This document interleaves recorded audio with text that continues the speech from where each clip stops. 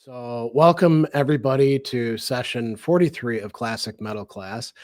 This one is kind of exploratory, you could say. I don't think we're going to get to the complete bottom of what it is that we're talking about, which is influence, because, we've kicked this idea around quite a bit and it's something we use all the time, but it's kind of murky and mysterious. And I suspect we'll probably have to do some follow-up sessions on it. So, we should think of this as kind of like a preliminary session where we'll bring in some philosophy stuff and talk about some music history stuff, but maybe not reach an awful lot of conclusions. So, it's one of these terms that we see all the time, right? You look up a band and people will tell you, or the band in interviews themselves will say, our influences are these people, these people, these people, So a band from the mid 80s might say, our biggest influences were Deep Purple, Judas Priest, Iron Maiden, or they might say, our biggest influences were Rat and Motley Crue and Quiet Riot if they're in the LA scene, or whatever it happens to be. And then musicians will talk about this, and we'll also talk about a band being influential on other bands later on. And I wanted to use somebody as an example to kick this off. Think about Uli John Roth from the Scorpions. When you ask him who his influences are, he mentions Eric Clapton and the Beatles, but he always comes back to Jimi Hendrix. And once you hear that, you can, if you didn't identify it in his playing style before, you can be like, oh, yeah, I get that now, right? And you notice that his influences are all pre-metal people because he's an early metal musician. Later on, he'll get influenced by other people as well, like the Spanish guitarist Andres Segovia and violinist Yehudi Menuhin. And then Roth, will become an influence himself, particularly in the neoclassical style. So Yngwie Malmsteen says Roth was a huge influence on me. Wolf Hoffman, Hank Sherman, thrash guitarists like, Kirk Hammett and Marty Friedman and Eric Peterson will say, yeah, he influenced us. Sometimes influence can be something much more imitative or mimetic. So his solo in Sales of Charon gets used in part, I won't just say copied, they say quoted by Kirk Hammett in the Metallica song Battery. So, there's clearly stuff going on, and we can talk about that as influence. We can talk about it on a really big scale. Like, we could say heavy metal was influenced by the blues, right? Or in Richie Blackmore's case, classical music. And then we can go all the way down to like very specific stuff. Like we could say, think about all the people who were influenced by the particular tapping style that Eddie Van Halen was showcasing. Not the absolute first person to do it, but maybe the first person to like really bring it out and make people say, I want to do that kind of thing. So we know that influence exists, but it's sort of like, there's this famous passage in Augustine's Confessions where he says, what is time? If nobody asks me, I know exactly what it is. If somebody asks me, they put me on the spot. I realize I don't actually know what the hell I'm talking about. So when we started kicking these ideas around, well, what is influence actually? It's not so clear, and we're going to use some philosophy to clarify that, but I think we should begin from a position of acknowledging our confusion with something that we definitely all understand to some degree, right, Scott? I mean, what's your take on this? It's interesting about Uli because Segovia didn't write music. Segovia just played pieces by Bach or played pieces by Piazzolla or played pieces by. So I wonder if Segovia was more of an inspiration because he was a classical style player, and I'm sure Uli was inspired, or maybe inspired by Segovia. Yeah. Now, Rather, do you see that as a strong distinction where we can say, okay, influence is over here, inspiration is over here. There's maybe some sort of dividing line between them. I do, yeah, I definitely think so. I mean, you could be inspired by a painting, like the composer Mm, Debussy.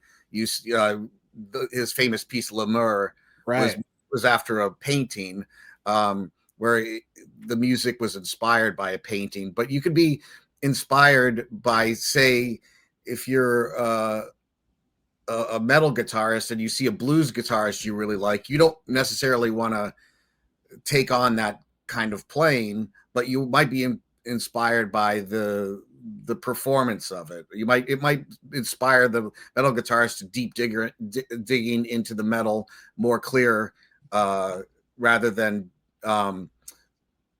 learning this stuff and then having it become part of their playing as influential. The Yeah. words are closely related, I think, You but know, a good song for kicking that idea around would be Train Kept a Rollin', you know? yeah. There are so it's a blues standard, right? And then there's a pretty, I would say, within the whether you want to call it hard rock or metal, I would say it's actually kind of metal. Aerosmith's version of it is probably the one that's best known by rock and metal fans.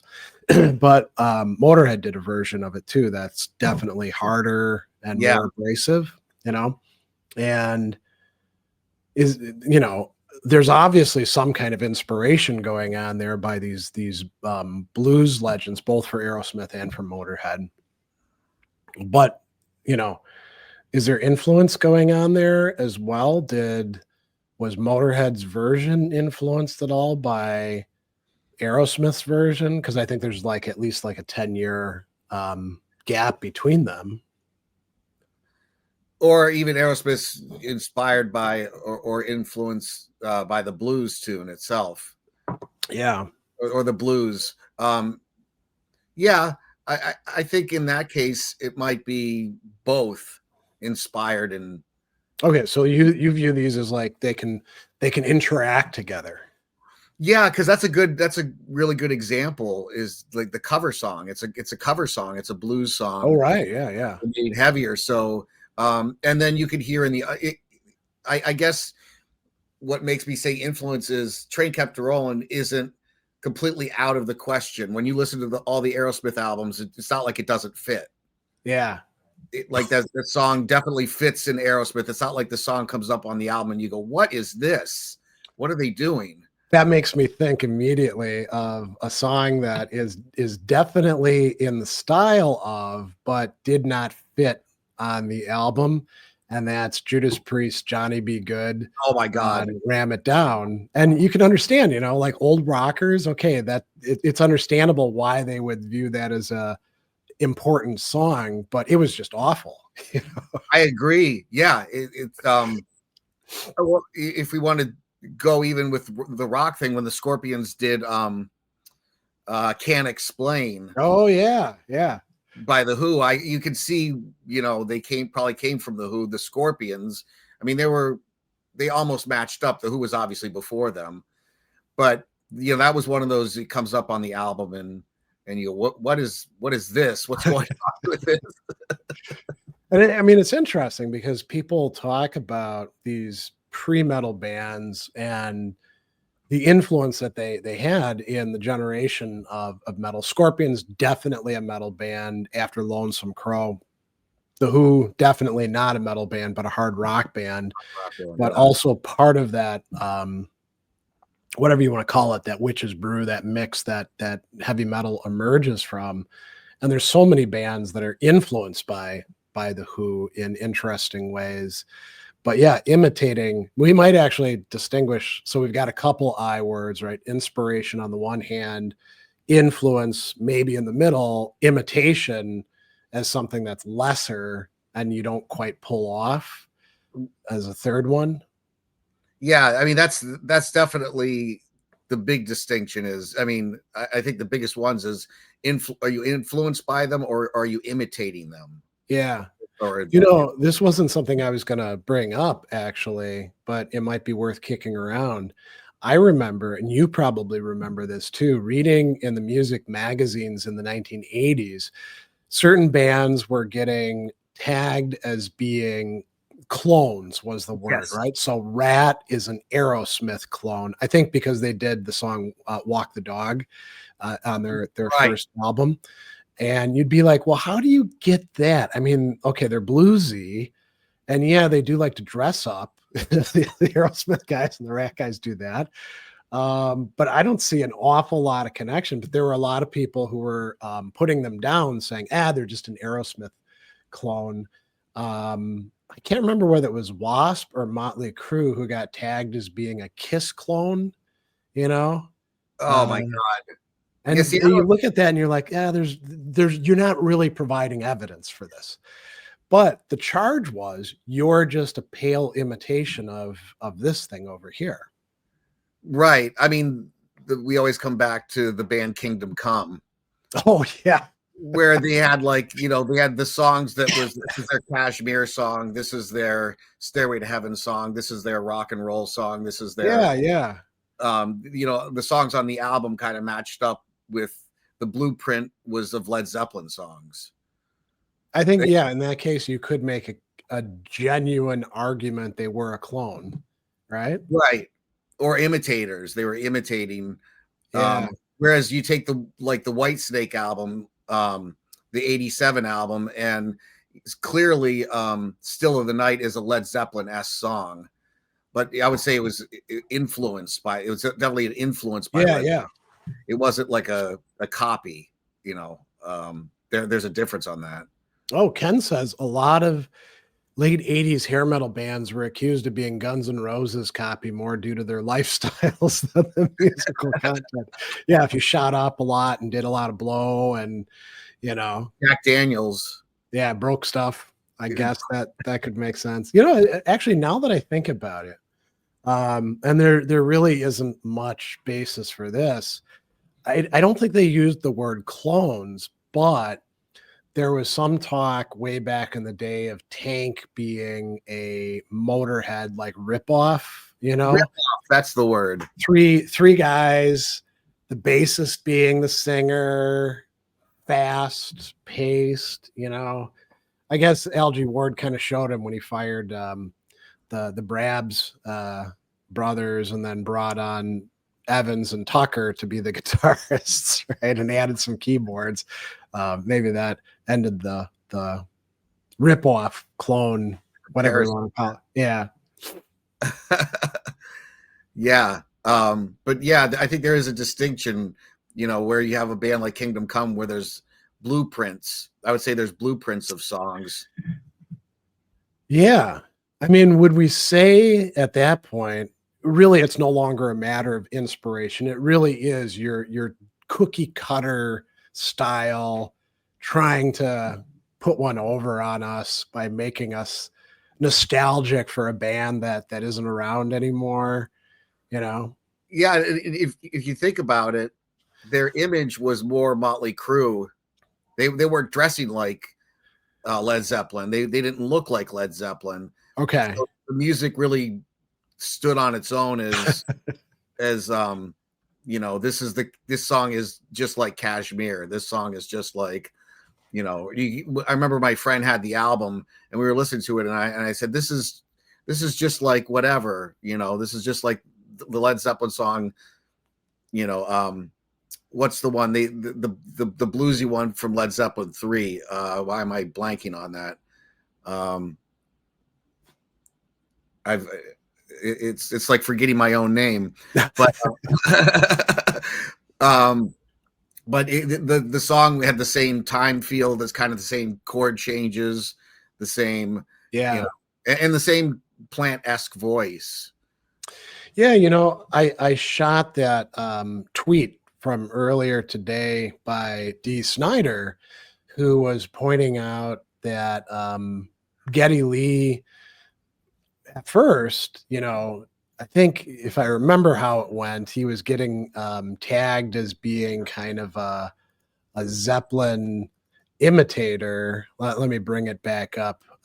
Here it is. Geddy Lee is amazing, but I bet John Paul Jones is one of his biggest influences, and Plant for vocals. Hell, the first Rush album sounds like Led Zeppelin. And that was the case so much that when Rush's singles were playing, people would be like, what's this new Led Zeppelin song, right?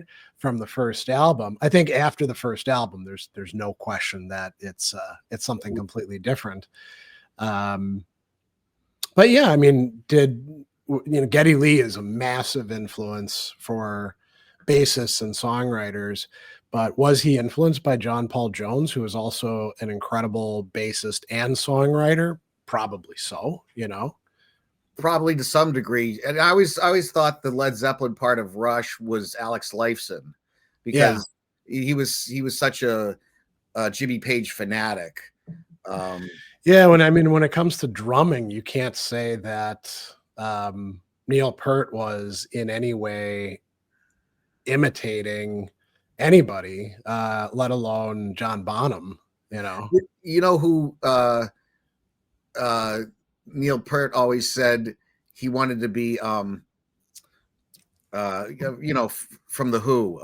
God, Keith Moon, yeah. Yeah, he said he always wanted to be Keith Moon. He said Keith Moon was his idol. Yeah. Unfortunately, he didn't follow down his path, right? I mean, either Bonham or Moon, they were great drummers, but a lot to handle, Yes. Andrew says, if we call it mimesis, it seems it can be negative, where early influences are seen as things to avoid. Interesting. Yeah. So like you don't want to have influences, you want to be more your own thing, right? So influence could be anti-mimetic. So influence away, right? I don't want to sound like Vince Neil. I'm going to sing in a guttural way or something like that. I guess if the scene is kind of like choked with people who are all kind of doing the same thing and sounding the same way, you doing something different would be charting your own path, right? Yeah, which is something a lot of people don't end up trying to do. It's I mean, if we really want to get to it, if we're music lovers, we're going to be influenced by anything we hear. If we really want to blow it back, like, looking from outer space. Because if you heard so much music as a musician, you could talk about the Who, or you could talk about Deep Purple, but you don't necessarily have to be in the style of it, but you were aware of the music. Yeah. And I do agree that coming up with your own sound is ideal, and that's just an opinion of mine. I agree with kind of what Andrew's saying about not wanting to sound like Vince Neil in this case. Finding your own way to sound like you, which usually just happens if you don't try to copy someone. But the trends, interesting enough, let's say everybody sounds like Vince Neil in town, and that's the way you get accepted. That's a very thing to kind of want to fall into, is that imitation. Players sing this way to be accepted by the general public, or do your own thing, which is kind of risky. Yeah. It's interesting. I read something recently, and I think it was in Quora. Somebody was asking, why did the band Armored Saint never really make it as big as they could have in LA? And the answer, which was a really good one, was they didn't really fit the mold of what was happening in LA, which was this divergence between the glam scene, which was huge, and then the sort of upcoming thrash scene. Armored Saint was straight ahead, metal influenced by Iron Maiden, Judas Priest, Deep Purple, Black Sabbath, and they were doing really great stuff, but they were, people weren't going out to see bands like that in LA, whereas they might have been in other parts of the country or in other countries. And so in their main market, they just couldn't get the traction that they needed to. And you see this with some other bands as well. Ken says Armored Saint were and are the textbook example of a non-British new wave of British heavy metal band. Yeah, yeah.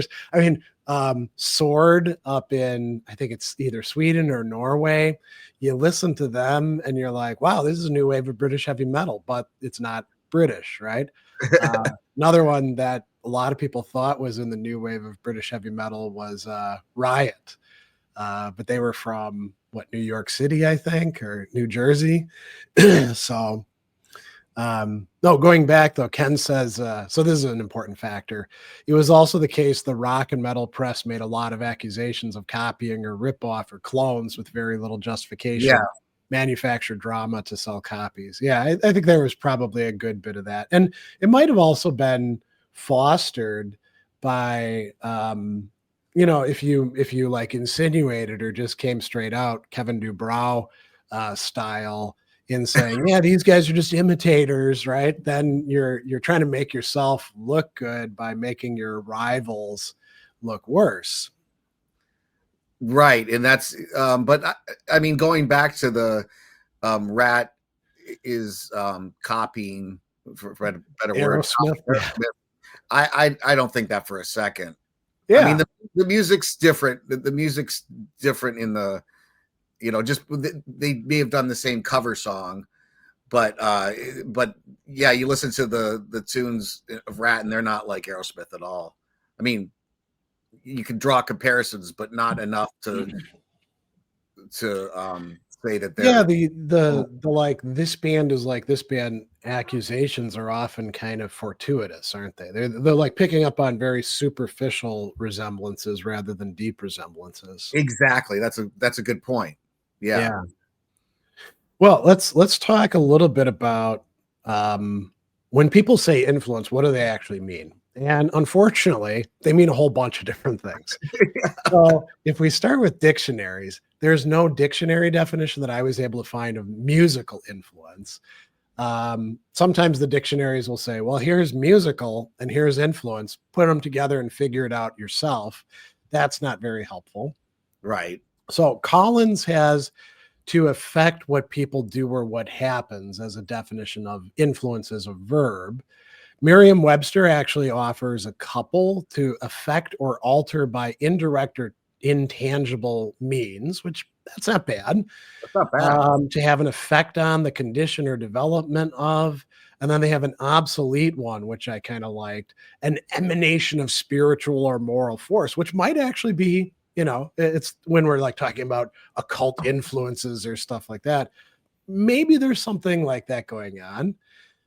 Cambridge says the power to have an effect on people or things, or a person or thing that's able to do this.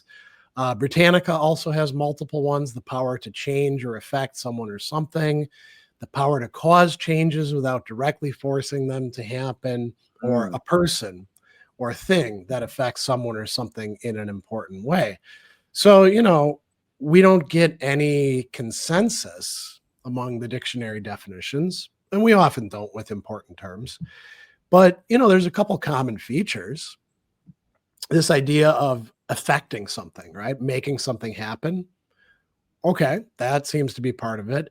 There's also this, feature of like, in some way we don't really understand, or it's not immediately apparent. Like if I go and I don't know, I drop this, right? I'm not influencing it by allowing gravity to take its role. I'm deliberately releasing it and it falls.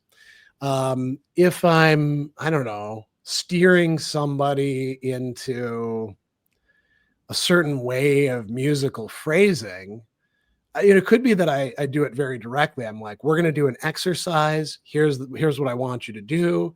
I'm not influencing them. I'm directly causing them. I'm dictating what they're going to do. But if I get up there and I'm like, you should try to sound a little bit more like this, and then I start playing, right? And they're like, oh yeah, I kind of get that. That's cool. Let me try that out at home. You could say that's influencing, right? Yeah. And I wonder which of these definitions would leave out inspire. Oh, yeah. I mean, we'd have to clarify what it is to inspire somebody. I mean, we definitely don't want to use the old literal definition of like blowing spirit into, you know, or, or anything like that, like divine inspiration. Um, but it does have something emotional to it, doesn't it? Yeah, I see inspire more as a feeling or more generality. Okay. Like that. Wow, that that talk really inspired me to go practice guitar or something. You know, rather than um, actual, in this case, musical um, passages or musical performance having an effect on yours. Okay. I guess that's, yeah, it's hard, but that's what I think about separating the two of those, um, inspire and influence. Yeah. I mean, if there is this, let's call it weird, it's not completely apparent how the cause and effect is working on this. It could encompass both of them, right? We don't really know how directly one person inspires another. I mean, let's say you wrote a book, and I don't write books, but the fact that you had the discipline to put your ideas together, say that inspired me to write an album. Um, I wouldn't be influenced by you so much. I'd be more inspired by you.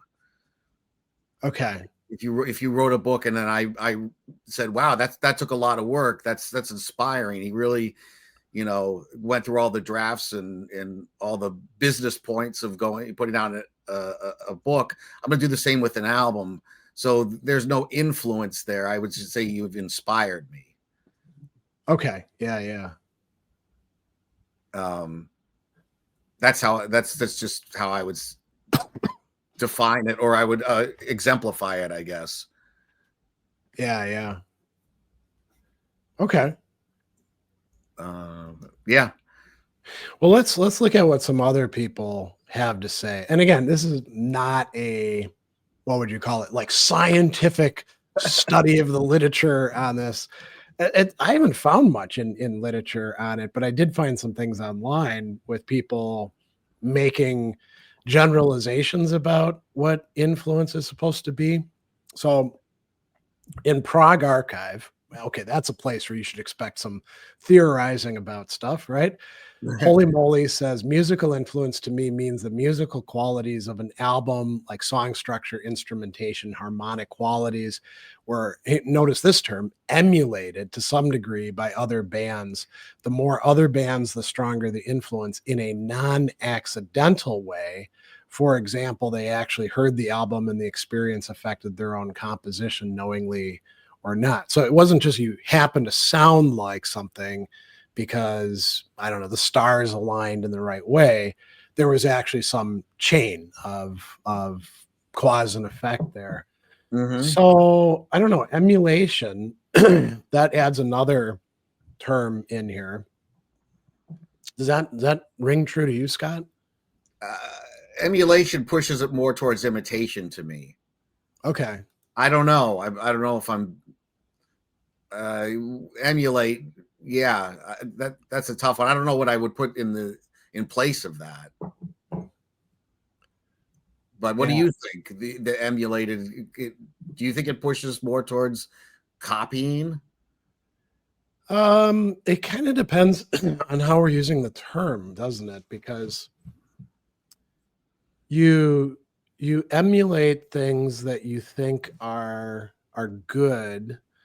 Um, if we're using it like in a moral sense, we say somebody is, emulatable. We're not like, well, I want to be like my screw up cousin who drinks all the time and spends all their money at the casino. Now you might copy them or imitate them. You emulate people that you kind of look up to, you know, Right.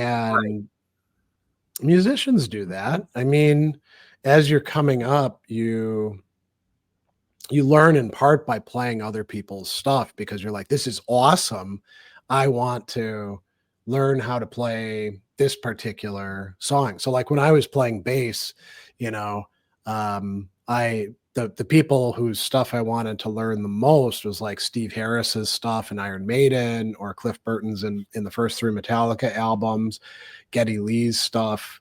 I wasn't that interested in learning, I'd play along with AC/DC albums, but you Right. figure out what Cliff Williams is doing pretty quick. It's just playing the root note, Mhm. and that doesn't, you're not emulating him. But if you're learning how to play Wrathchild or, Right. you know, you're realizing that the bass could be used in a different way with a distortion pedal, on Whom the Bell Tolls, and you're like, shit, I'm going to do some of that, right? First, you Yeah. start out by playing their stuff, not by saying, oh man, this is great. I'm going to go do my own thing just like these guys. Yeah, exactly. There's a lot of people that are completely unique in styles within themselves that did start off learning other people's material. That's a discussion for another day. But just so we Yeah, know, yeah. there's that there in the music world. There's the whole don't learn other people's stuff. Do your own thing, because if you learn other people's stuff, it'll ruin it. You'll poison the well. And what I think is, if you've heard music, you've already poisoned the well. So it doesn't mean you can't come up with your own thing. Just kind of putting that as a side note, that's a big discussion in the music world among musicians. Anyway, there's debate about that. Yeah. So let's take another one on. So this is in Let's Talk Music in Reddit. Brooklyn Blue Note says it's more about the ideas, personality, and goals that go into the music.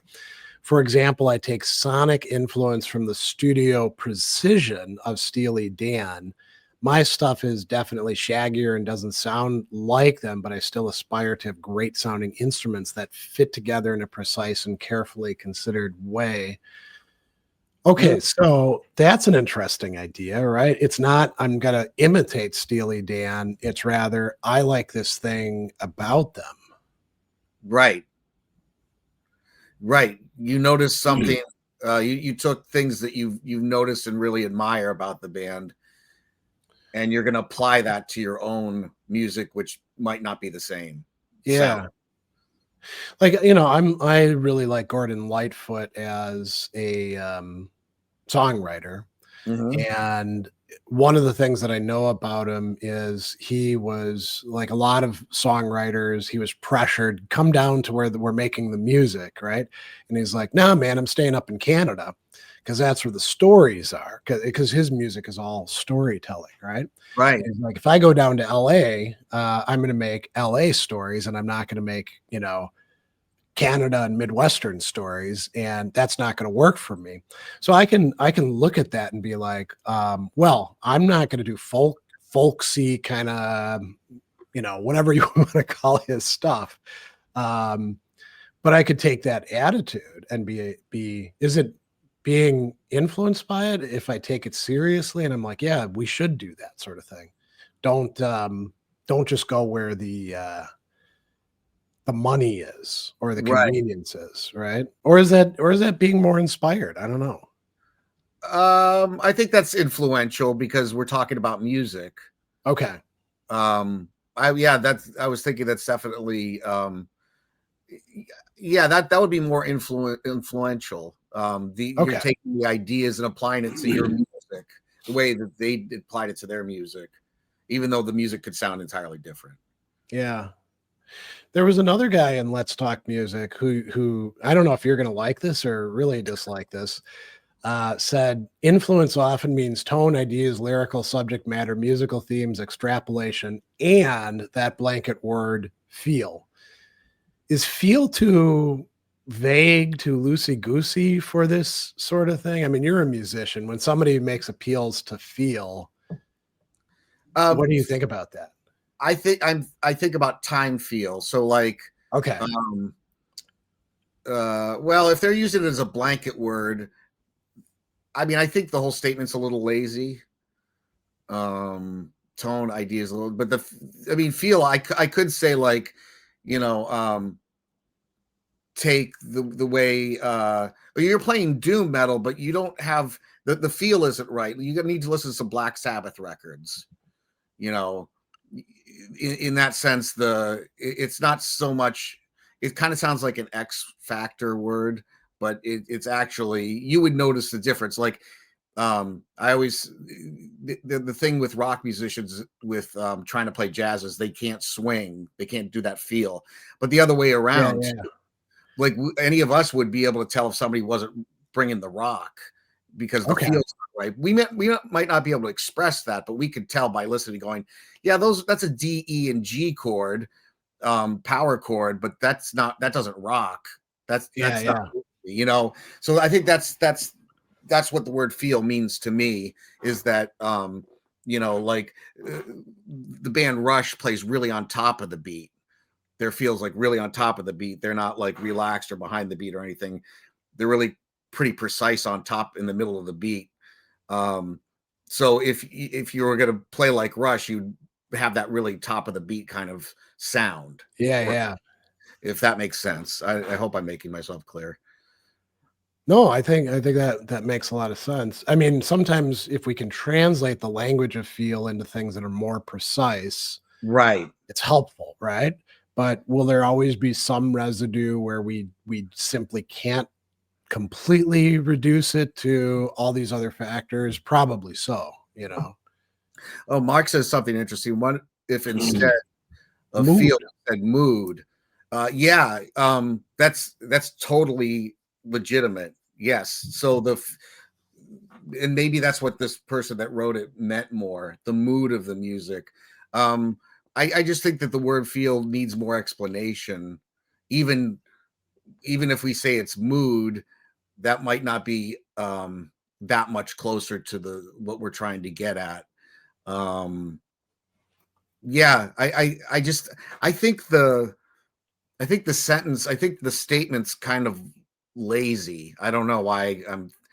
I know that there being specific tone ideas. Actually, no, everything, tone ideas, lyrical subject matter. Those are all kind of vague words. I mean, except lyrical subject matter isn't. Okay. Tone ideas. Those are vague. Yeah, ideas certainly is. Yeah. I mean, we can talk about people trying to imitate the tone of particular instruments, right? Yeah. I want to get this effect that Eddie Van Halen got with his weird amp that he put together, the stuff he did to his guitar, the so-called brown sound. Yeah.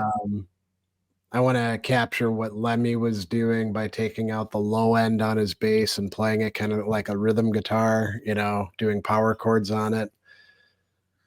Yeah. I mean, I think that's much better said. Is it because then it's we're becoming more specific with it?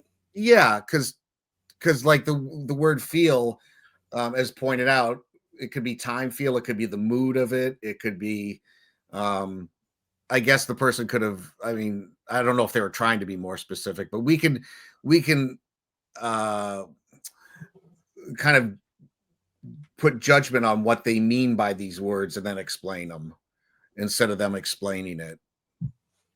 Yeah. I'll just bring up one other one. So I'd be interested to see what you think of this. I don't think this is a great explanation of influence. This is somebody in Quora who said it means that musician A likes to listen to the music of musician B, and that B's music has become part of musicians A's listening history. Okay. When musician A compasses some new music, his or her creativity is going to rely on all the music he or she's been exposed to, especially the ones he or she really enjoyed and listened to repeatedly. This will include B's music as well as other previously heard tunes, licks, chord progressions. And to me, that I think that makes it a little bit too unconscious. Like you're just like a bucket that all of the stuff you've been listening to gets thrown into. I don't really buy that. I mean, it's kind of true in a vague way. It's like, yeah, okay. It's like what I said earlier. If we're if we're zooming way out, it's anything you've ever heard before is going to be in there in some way. But um, I don't think I don't think that's explaining what influence is at all. It's kind of saying you've heard music, and then I think it's subconscious, but I think it's just kind of like you've heard music, and then anything you write is going to be because of the music you heard. Maybe, or you've developed your own thing. Um, Yeah, yeah, I don't know. I don't really particularly like that one either. yeah. I looked at some studies on musical influence, and they weren't really that helpful for getting at what we want to understand. And a lot of these were focused on quantitative analysis of things. So they had to find ways to classify stuff. And so this is one called modeling musical influence with topic models. And they noted that although central to understanding musical creation, the concept of musical influence is loosely defined. I'm not even sure it's even loosely defined, and its role debated among scholars of art history and cultural critics. And then they said, we view influential songs as those which changed, and they use this term, musical language of songs and their musical genres. So they're looking at like entire sectors of the music area, right? We could talk about, I don't know, maybe within subgenres of heavy metal. Are there some songs that did have that sort of massive musical influence where they steer things in a different direction? Yeah, I mean, Black Sabbath might be one of those songs. But then there would be, if we're relying on that, we're only talking about a very small number of songs, probably. Um, I'm just reading this again. Review intellectual songs is which change the musical language. I don't think things necessarily have to be innovative to be to influence people. Oh, that's a good distinction. That's the only part of that that makes me think a little bit because Yeah, yeah. it can. I mean, I could say, oh, I'm influenced by Led Zeppelin, and then somebody could turn around and say, yeah, well, that means you're inspired by the blues. you know, I don't think it has to be totally. Uh, That's uh, almost like using the transitive property in mathematics, right? So you say, well, pick a band that you like. You're like, okay, so we pick Armored Saint. Armored Saint was influenced by Judas Priest. Judas Priest, in turn, was influenced by, and we'll just say randomly, Black Sabbath, right? And Black Sabbath was influenced by, and we like keep kicking it back further. Well, sure, but that doesn't, just because A was influenced by B and B was influenced by C and C was influenced by D, that doesn't mean A was essentially influenced by D. or influences D, right? Yeah, yeah. I that's what I'm getting at. It doesn't have to, but also it doesn't have to be um, something entirely new to influence people. Uh, Yeah. it could be it could be hearing just a guitar through Marshall amps that inspires someone or gets them wanting to go after that sound or going, or motivates them to do the same thing. Yeah. Andrew says, wouldn't a problem with that history claim is omnidirection influence? Band A influences band B. Band B releases an album which influences band A to make a more band B album. This seems to push against the idea that influence is linear. Yeah, because it happens over time. Great example of that would be Judas Priest. So, you know, they're massively influential. Painkiller is an album where Priest gets themselves back on track, so to speak, but not by going back to, I don't know, sin after sin and stained class, which you kind of can't do again in the late 80s, or even going back to Screaming for Vengeance and Defenders of the Faith, which is much closer in time. Instead, they get a new drummer who can do that precise, like super fast drumming, that everybody's interested in at the time. And they kind of Mhm. step it up in terms of like the riffs. They're drawing on the music that is kind of contemporary in the metal scene. Um, and some people are like, oh, they sold out, man. They're imitating the young people. But I mean, that's how bands do revitalize themselves, right? Yeah, and it's interesting with Painkiller. Um, I never thought of it that way. Of course, times are different, and other music exists for them to, well, in trends. But Yeah. I always thought that would be a total Priest album, though. It never. I mean, it was difficult. It was, to me, it was just a heavy Priest, or it is a heavy Priest album rather than a them selling out album. If that makes any sense. Yeah. I mean, I didn't see it as selling out. I saw it as like incorporating cool stuff that other people had to offer. Yes. I mean, it would be weird to be a musician or set of musicians in a band and think we have exhausted all the possibilities of music at this point. Right. We don't need to learn from anybody. Right. Yeah. And yeah, even if it to accuse them of selling out and being like the current music, it's still a Okay. Priest album in and out. Now, if Priest had during, the early 90s started wearing flannel and said, we're only going to do solos like the ones you hear in Pearl Jam, Yes. okay, that would have been selling out, right? And Rob Halford was like kind of crooning a bit like Eddie Vedder, which he probably could pull off. Yeah. Of course. Yeah. If they became grunge, you Yeah. know, that would definitely to me be okay. This isn't Priest. Yeah. So, Mark says, what if we relate influencing to informing? Like we might speak of a formative influence. The form there is like an eidos, then influence relates to those things that shape the way we play and think about music, how we use them to put together our own music. Inspiration then would be motive. Okay. Mhm. Something that gets us creating, but doesn't necessarily inform how we create. So this is kind of using some Aristotelian um, concepts, imposing a form on matter. What is the matter in music? I mean, you could say it's tones, it's notes, it's the way in which time is articulated. Um, and you can have, like different bits of informed matter. You could say that the bass line is one kind of informed matter, a track, and then you put that with another track, and you put that with another track, and you have a more complex thing that we call a song, right?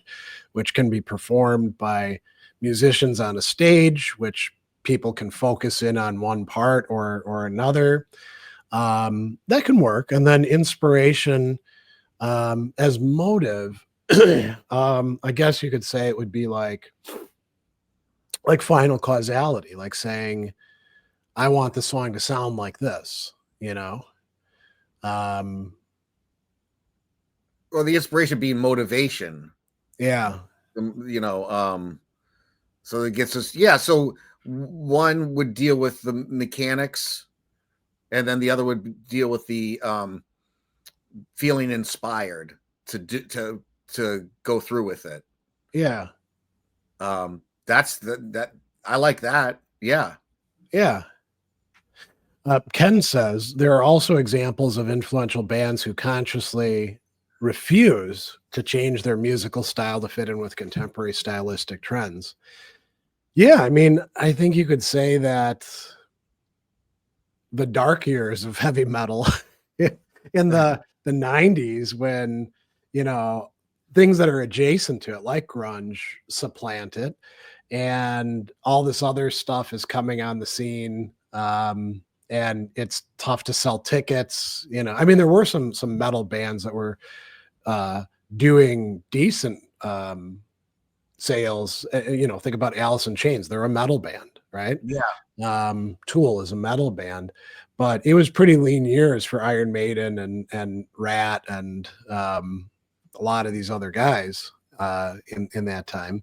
And you could be like, well, we need to sound more like what's selling records right now. I mean, the bad news is now um, that you've got a million different choices for it, but none of them are actually selling any records. So, Yeah, right. so if you're going to sell out, you may as well sell out to make some money. And in a situation where you're probably still not going to make any money, maybe you shouldn't sell out. Yeah, right. Exactly. Yeah. Oh, Andrew has a good question for you, Scott. Have you ever been in a situation where you're writing music and someone says you are clearly influenced by a guitar player S, and you were like, "Who is that?" Oh,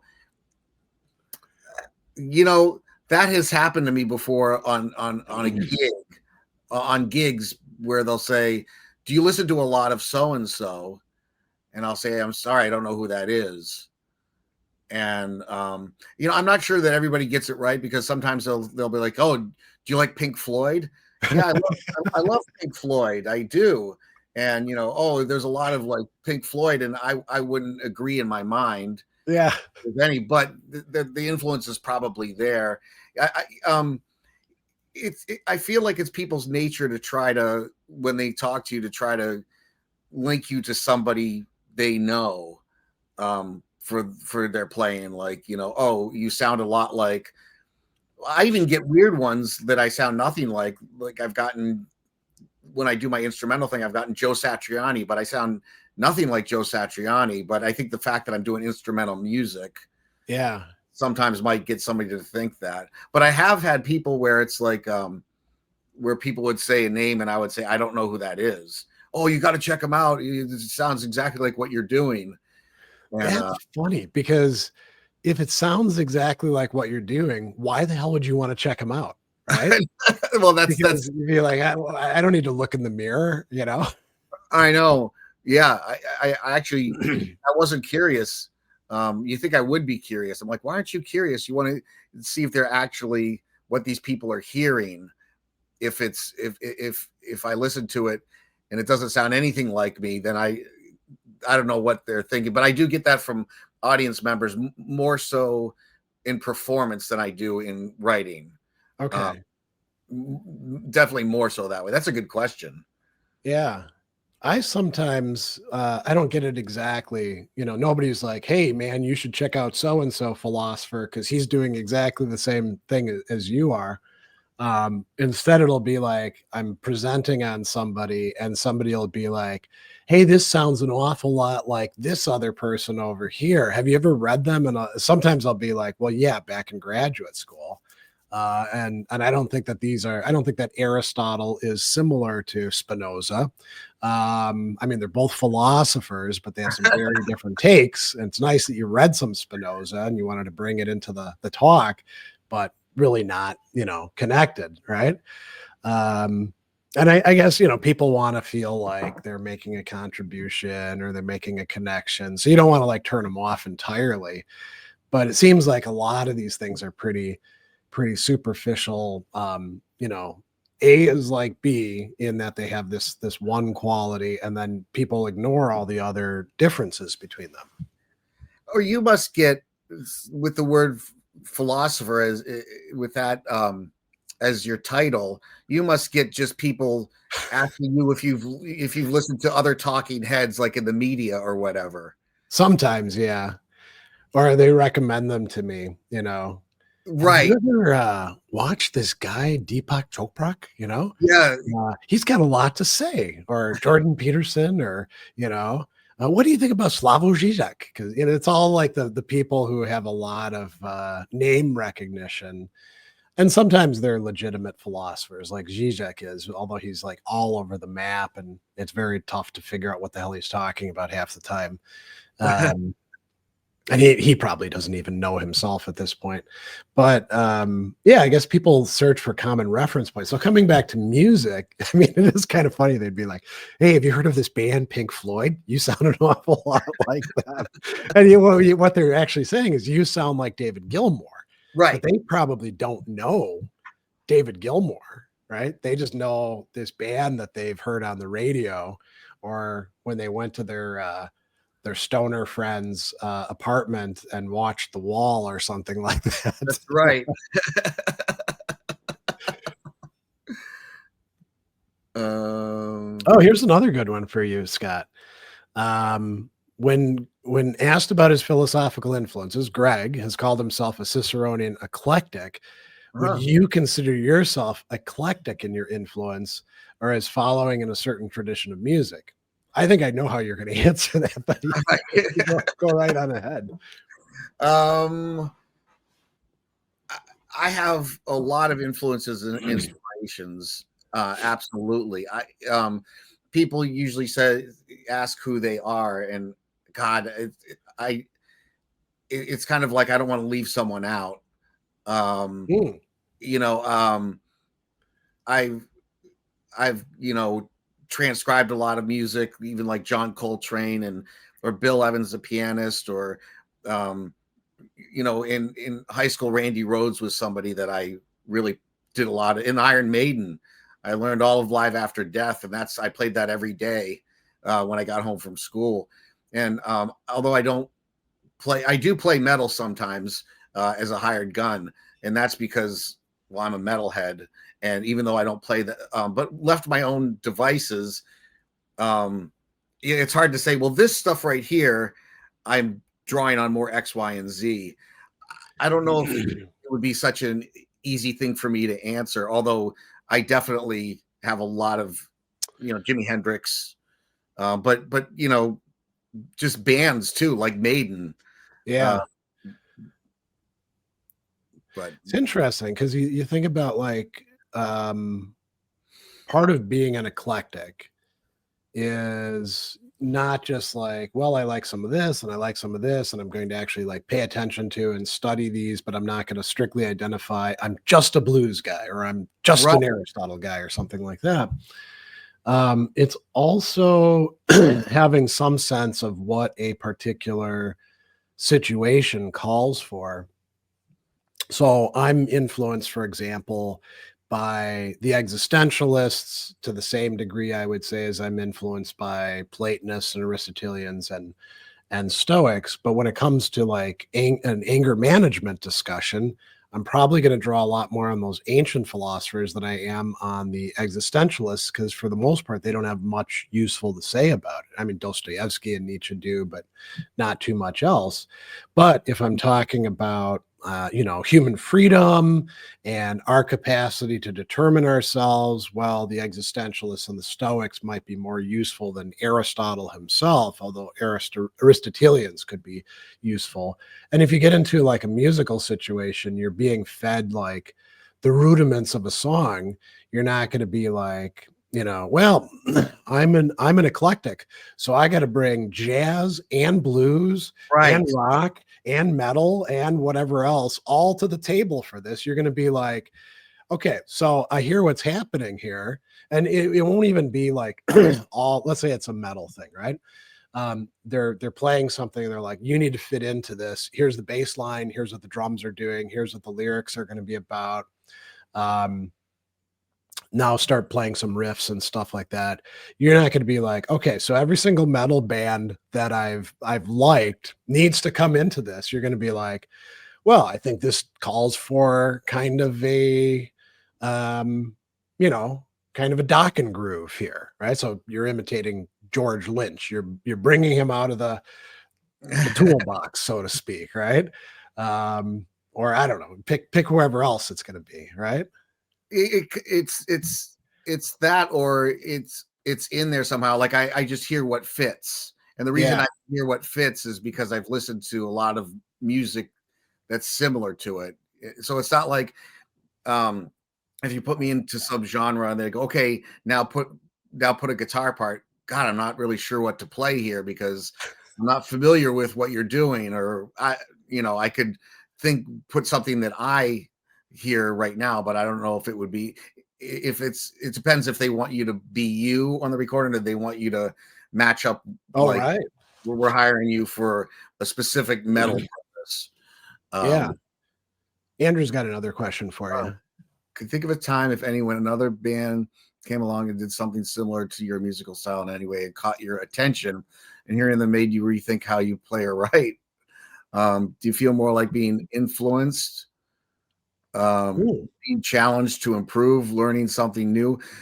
That's an excellent question. I'm constantly learning something new, just myself. I get bored of how I play or sound just myself, because I hear myself play so much. Um, I've had some students that did kind of draw on what I did, or be influenced by what I did a little bit. Um, and yeah, to a degree, yeah, but I'm always kind of searching. Like now I'm studying, for the last year, I've been studying classical guitar, which is new for me.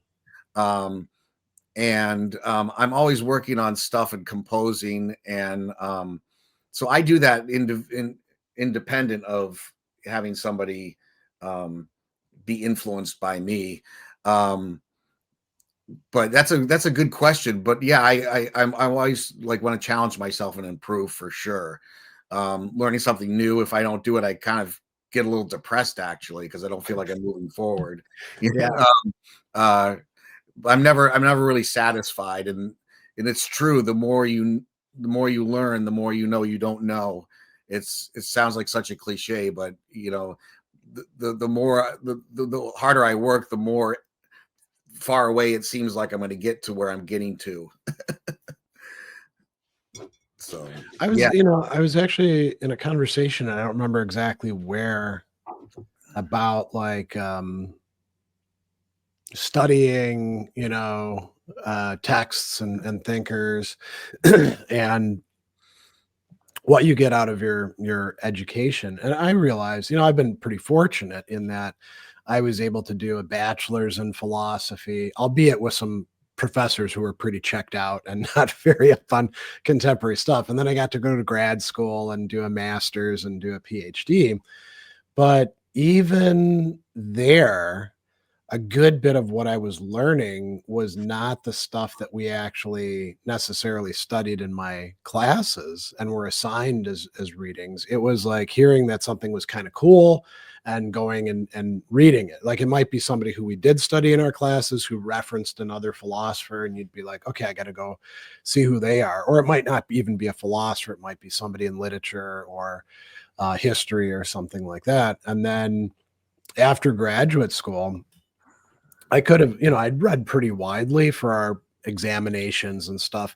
I could have just stuck with what I'd actually had in my studies, but I kept, adding new people. So I was thinking about it. And at least half of the people who I do work on, whether it's videos or writing or teaching or stuff like that, are not people that I studied in my formal studies. It was all on my own or in reading groups, like somebody wanted to do a reading group on Paul Ricoeur. We didn't get any classes on Paul Ricoeur because he wasn't cool at the time, but he was worth reading, And so, I think it's like that for a lot of working professionals in creative, or let's say areas where you got to do some thinking, right? Where you're connecting with things. I mean, you could just coast if you wanted to, Scott, and be like, I've learned enough stuff, right? I've got Right. so much to draw on. I don't need to learn a damn thing. I've got this vast repertoire, most of which I've actually forgotten, but I know where to locate it. Just like, I've forgotten most of the stuff I've read, but I know where the book is and I can go back to it. But that isn't really what we do. And maybe it's a matter of temperament. I have colleagues who they don't read any new stuff. They've got their thing figured out and they're not going to do anything particularly new. And they seem to get by okay. There's probably plenty of musicians like that, right? I have Um, colleagues like that, absolutely, that don't really practice. They kind of they're fine. They're I guess coast along. I mean, they did reach a high level, but they're not curious anymore. yeah. Oh, here's another interesting question from Mark. Actually, uh, questions for both of us. So I'll take mine first, and then you do yours after. Yeah. What in music, bands, songs, styles, etc., has most influenced your philosophy? I don't think that anything has really influenced my philosophy that much in any sort of direct way.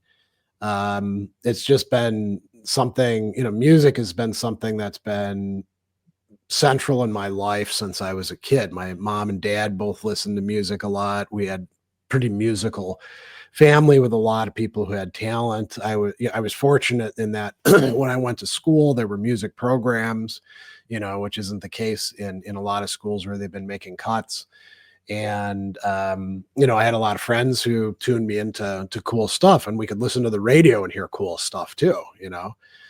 Must be quite different for kids in the fragmented music world that we have today, which is Mm. quite different. But I don't know that there was an awful lot of like listening to this album inspires the way I do philosophy or anything like that. Um, that I can point to. I mean, I can point to like quips by artists, like you know, part of my, I guess, my rudimentary political philosophy would be that line from Megadeth's "Peace sells, but who's buying?" If there's a new way, I'll be the first in line, but it better work this time. That captures a certain sentiment, but that's just like a slogan. That's not like a whole blown out philosophy. It's not even an axiom.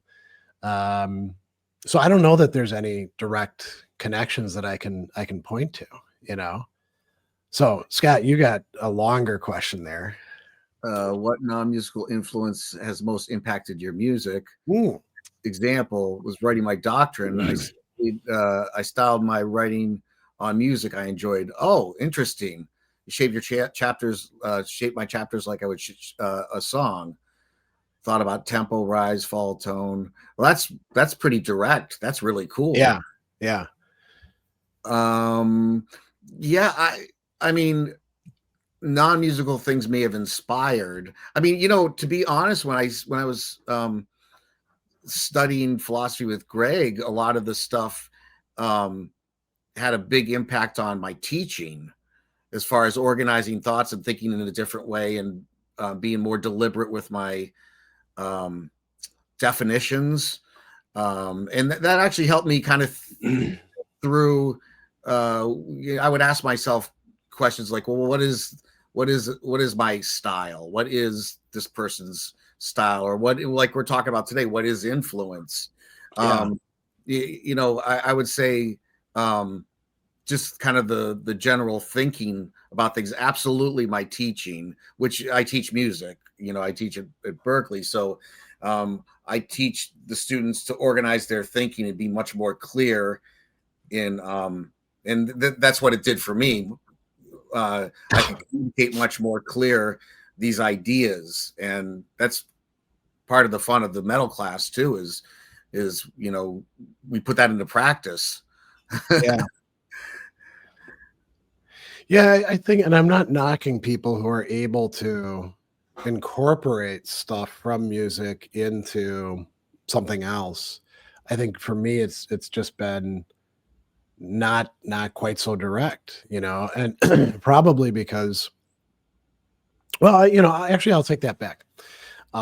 Maybe lyrics and an overall attitude played a role when I was studying certain kinds of philosophy, like back when I identified as a Nietzschean, and in kind of a, let's just call it, stupid way, wanting to be a tough guy and all that.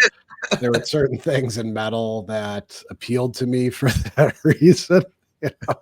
But those didn't really stick. It's interesting because you can look at, so like let's take just a really great album, Iron Maiden's Killers, right? Um, how do you get like something like a philosophical approach to things out of that? I don't think you can, but you can acknowledge that it's a great work of art and that there's really interesting and awesome and challenging things happening within the way the songs are put together. And you can, you can't really dance to it. I don't think it's dancing music as such, but you can certainly like headbang to it and air guitar to it and feel like you're part of something. Yeah. And that's Uh, valuable, I think. yeah, definitely. Yeah. Well, let's talk a little bit about what we were supposed to eventually get to. This notion of maybe influence is a kind of causality. So in philosophy, what we're talking about is what's the relationship between cause and effect when we really get to it. And we're not going to like go super deep into the weeds here and worry about like, is there causality at all? David Hume seems to suggest maybe cause and effect are not so easy to clarify. Kant said that it's a category of the understanding. We don't have to worry about all that sort of stuff, I think, at least here. Not that there's anything wrong with studying those things, but we want to think about what would be useful for understanding musical influence. And we've already brought up Aristotle, so I think that's a natural place to go. Aristotle famously distinguished four kinds of causes, four kinds of how things are responsible for, to use Heidegger's terminology, or to be explanations for things. So one of them is the material cause. What are things made of? And we can ask, well, what's a song made of? Right. And I think the natural thing to say is, well, it's made out of sounds, not just any sounds. Like you could, I guess, sample a bunch of fart noises and make a song out of it, but that's not much of a song, right? Or I don't know, gurgling water. Right. You really need musical tones, and then you put them together in certain ways. And it can be very rudimentary, just whistling to yourself, or it could be this incredible thing that, winds up being a vast book that is a symphony or anything in between. But you got stuff that it's made of. And then, like Mark was talking about, you impose some sort of form or structure onto it. So, a solo has a structure. One note comes after another. If it's a solo where the person is doing arpeggios and then shifts into something else, you can identify parts of that form, right? You can say, aha, I see what he's doing with that chord there and going up and down. And then we have the what Aristotle calls the efficient cause, what makes the thing happen. I guess we would say that's the musician, or maybe the songwriter, if you're thinking about somebody like Ronnie James Dio, where he can play all of the instruments. He's sort of like what Aristotle calls the architecton, the master builder, So J.K. Lee can't really be in the band because his chords are a little too ornate, or his riffs rather are a little too ornate. And Ronnie James Dio wants something that's more straight ahead than that. So he brings in Vivian Campbell. But he works with Jimmy Bain on the songs as well. And then you have the formal cause, which is the goal or the function of the thing. And we could probably do a whole thing. What's the point of heavy metal songs, right? Is it just to be fun background music, or to supply, a sound score for movies or getting high or whatever, right? Is it to inspire us to live a certain kind of lifestyle? Is it supposed to all be deep stuff that we take very seriously and we try to live in accordance with? I mean, we might be a whole bunch of different answers to this. And sometimes the formal cause might be, hey, we need to eat, we need a song to actually get some traction and have a single, so that we're not just all five of us crammed into this apartment here living on one loaf of bread, but all of these are ways of understanding causality. Are these helpful for us in thinking about influence, though? I don't know that they are. So, we could talk about the formal cause. in the sense of like you copy and then make your own the structure of a kind of song. Like, think about soloing, right? How do you learn how to solo? You're not just like self-taught and making it up yourself. You've listened to a lot of other guitar solos and you learn them, right? You don't just like say, well, I heard a lot of Randy Rhoads solos on the first two albums. Um, Now I'm just going to kind of noodle and sound like him. That's not going to work. You actually have to like follow that form. Otherwise, you're not going to be able to make it your own. But Yeah, if it's just copying, then it's just kind of like reproduction, right? exactly. If you lift it, I think what you're doing is you're finding a blueprint for storytelling, and Randy Rhoads does it in his own way. Warren G. Martini might do it another way, but you get a sense after hearing this stuff and Yeah. learn that there is a point to the solo, that it's not just notes. Played for their own sake. Yeah. For their own sake, exactly, and that Yeah. be nonsense. So this would be an interesting one to kick off to you. You mentioned like learning from Iron Maiden. There you have two great guitarists until you have a third guitarist, and we won't mention that because I know how strong feelings you have about that. So we'll say the classic era Iron Maiden. You've got Dave Murray and Adrian Smith, and they play differently, but they're very, very compatible with each other. And Yep. you listen to, the solos in, songs like on, the Number of the Beast album or Peace of Mind or Power Slave, where one guy's playing and then he shifts it over to the next guy who's then playing, for however many bars, and then it comes back to Adrian Smith, and then Dave Murray picks it up, or different parts of the song they're doing different parts like that as well. You're a single guitarist, right? You can learn all the solos in the Trooper, but they have a different structure to them because it's two different guys, and maybe they could each like swap off, and like one day Dave Murray is like, I'm gonna take your parts, Adrian. I don't know if this has ever happened, but we're like, let's switch it up. They're probably good enough that they could do that. But you learning them is also learning how like these guys play off of each other, right? Yeah, or take something like the Trooper. It's the same form in two different keys, but you meaning the backing, the band itself. Yeah. The solos have their own punctuation, should we say?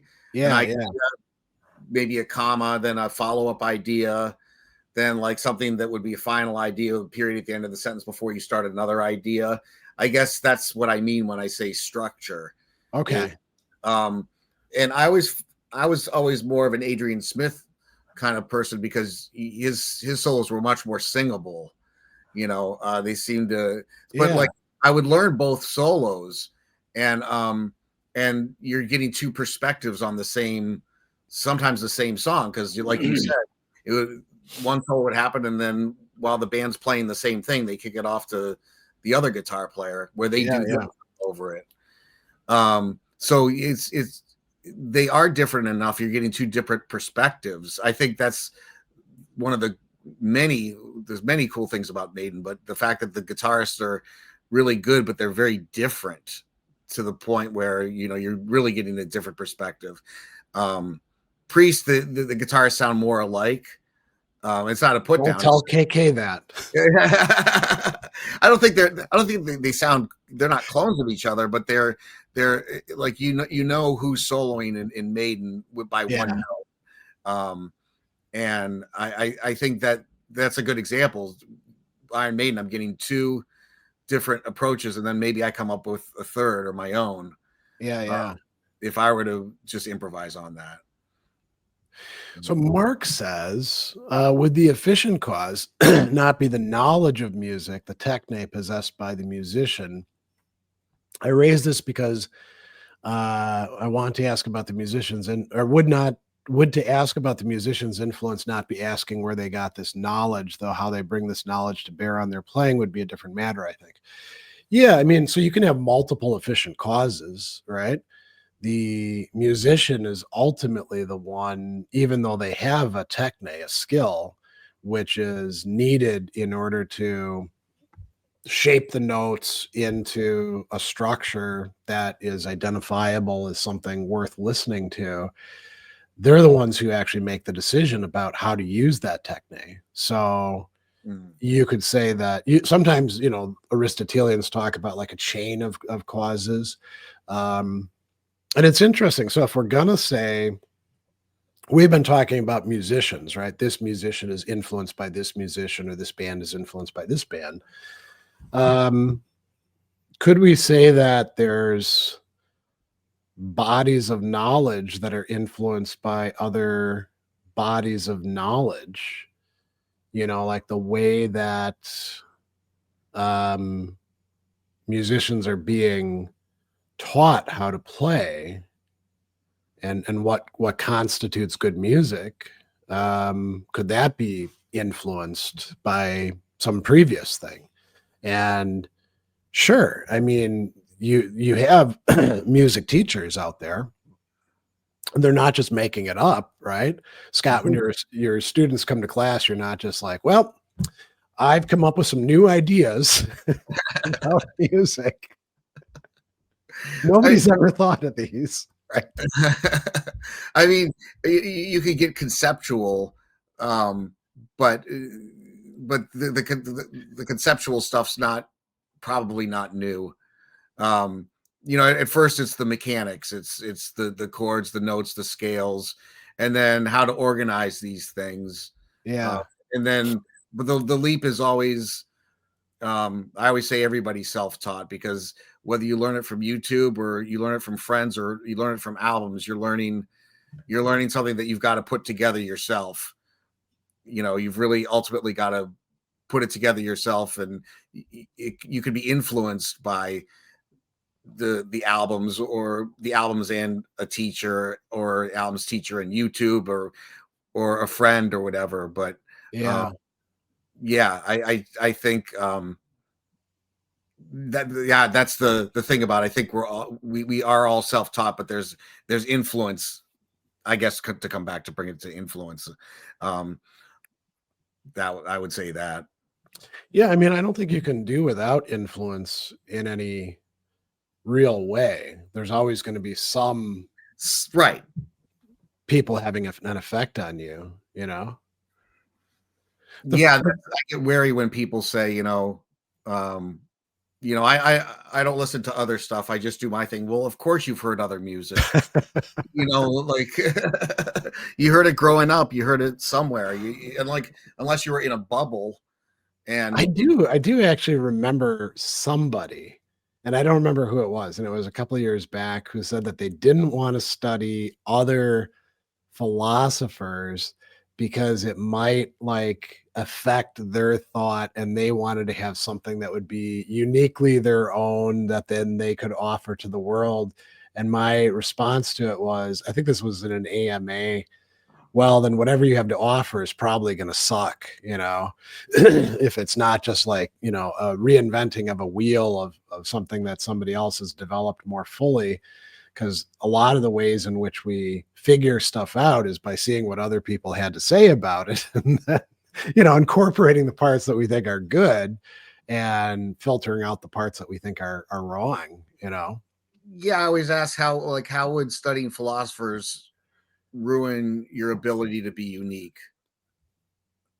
How would that happen? Like, I think the model that they have in mind is, if you have some sort of influence, then whatever you've got to bring to the table it belongs to the thing that influenced you. And I don't think that's the way influence works as a cause.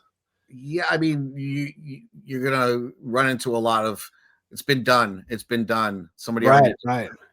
or like you said, it's been done, but much more developed than that. Uh, Yeah. where would you start? What's going to be my first thought now that I've never studied philosophers?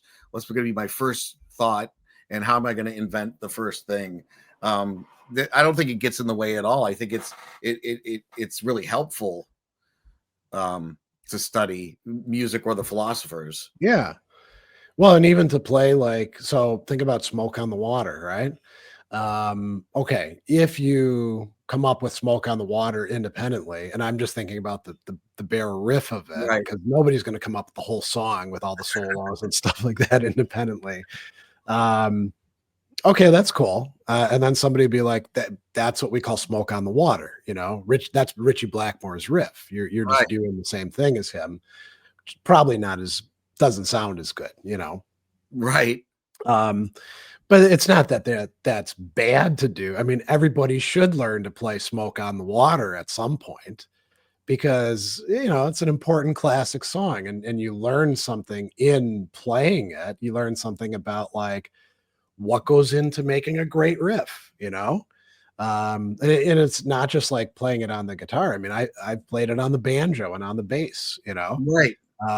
You learn something doing that, but what you're learning is kind of limited. Yeah. So Yeah, and you're leaving out all the other variables of just the excitement, the sounds, the execution of the riffs. I mean, just because you come up with the notes doesn't mean you're going to come up with this. It's not going to be the riff because right. if you have no influences and you don't hear music, you don't know what that's supposed to sound like. You can't. So influences have kind of a normative effect, right? They tell you what sounds workable, what sounds clunky. Well, you could just that's what you end up deciding. Yeah, but it's not like you decided just spontaneously out of yourself, right? Right. That's what I say. Like, unless you grow up in a bubble and don't hear music and you think you're going to invent music, and there's centuries of music invented, right? So Yeah. I don't know what you think. You could, I guess the thing is, you could be completely unique and be really well versed. I mean, Andy Warhol always argued that he knew more painters than any college professor. He was always bragging that he was so studied in all the painters, and then he does the Warhol thing. Yeah. So I mean, it's not like he said, I'm not going to pay attention to art. I'm going to make something. I'm going to look at it in another way. Yeah. Andrew has got a question about Strauss's Also Sprach Zarathustra, said to be influenced by Nietzsche. What exactly is being claimed to have been carried over? So, yeah, this is a tough one. Sounds, ideas, aims, ways of hearing, what music could express. I don't know. I don't have a good answer to that. I've read Nietzsche a lot, and I've heard Thus Spoke Zarathustra, and I don't see any intrinsic connections between the piece and Nietzsche's writings. I think that's often the case for a lot of non-lyrical bits of music that are claimed to be inspired by something. I mean, it's also hard to see with Debussy's Le Maire, Yeah. we know the painting, but how does that actually translate into what we're hearing? I don't know. Yeah, unless it's like an inspiration. It's inspired. They inspired the piece. Yeah, that's probably a interesting. better. Yeah, like what was read had such an effect on the artist that it inspired them to write a piece. And when you say about it, that's hard. If there's no lyrics, I think only the composer could answer that. Now that I think about it, with that particular book, Thus Spoke Zarathustra, I could think of like particular themes. Do they correlate to musical movements within the actual piece, it's hard to see. I mean, unless you label it directly and you're like the three metamorphoses, nobody knows that they're supposed to be looking for that, You'd have to hear Strauss discuss it. Yeah.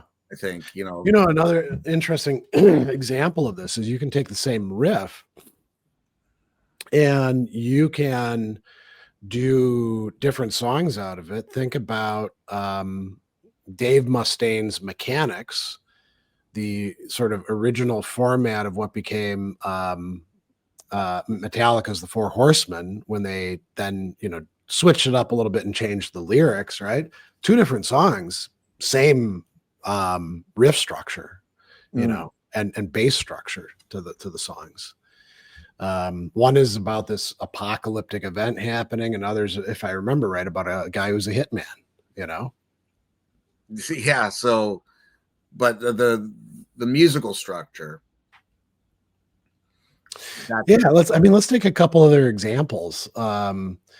So Iron Maiden's The Phantom of the Opera, really great song, right? Around, if I remember right, 7 minutes long or something like that.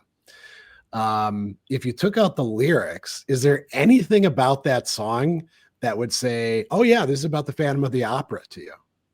Oh, well, that's interesting. The title would probably take away the title too. Take away the title. Yeah, you'd have to ask the listener what they're envisioning. There's that riff that happens throughout the tune. That starts the song. You have to ask the listener what they're picturing. I mean, it's already ruined for us. We already know what it's about. There's no reference, as far as I can remember, in the song musically to the music from the Phantom of the Opera. No, that's I think they put together music. Well, I don't know. Actually, Ken says, I think the best we could say is that it's operatically long. Yeah. Or think about Rime of the Ancient Mariner. If you didn't have that title and you didn't have any of the words, you'd be like, this is a 14-minute long song. That's pretty cool. It's kind of like tone painting. You got these different movements to it. It's fast, it's slow, it's heavy. Right. It's never light, but it's more, I don't know, kind of melancholy at certain points. But you wouldn't know that was supposed to be from a Coleridge poem, Right. It's true. Yeah, the lengthy Maiden tracks that we know and love. Yeah. I think without lyrical content, we wouldn't know what something is supposed to be inspired or influenced by.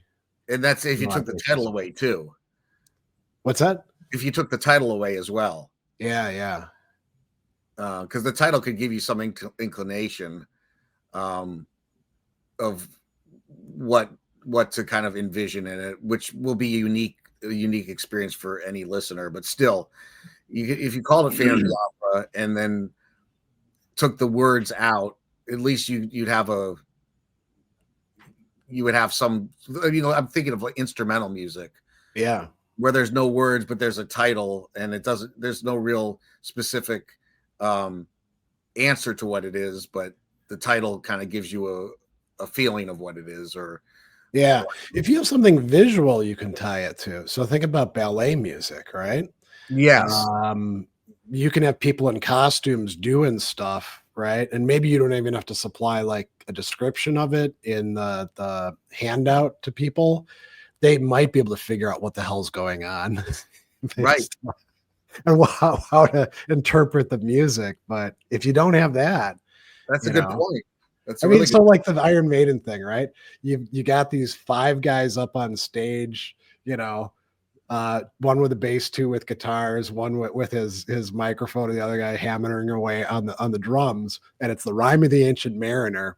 And the guy who's supposed to be singing, he's not going to sing anything. He's just like doing his typical Bruce Dickinson kind of stuff. You would never figure out that that's supposed to represent a Coleridge poem. Ever. No, God, no. Yeah. That's true. Yeah. So it depends on, I guess, depends on how they write it. Do they have the lyrics first and then they try to paint it in music, to go along with the lyrics? But So still, Andrew says Maugwai have an instrumental called 10 Rapid, which means 10 fast punches to the face, but the music is anything but rapid or violent. interesting. I mean, that's sort of like the equivalent, I guess, of automatopoeia, right? In song or in not lyrics, but in poetry or writing, where we're like, bam, pow, That's supposed to like represent things that are happening. That actually reminds me of those old Batman Oh yeah, shows from the 60s where he'd punch somebody and it would say pow, suddenly on the screen.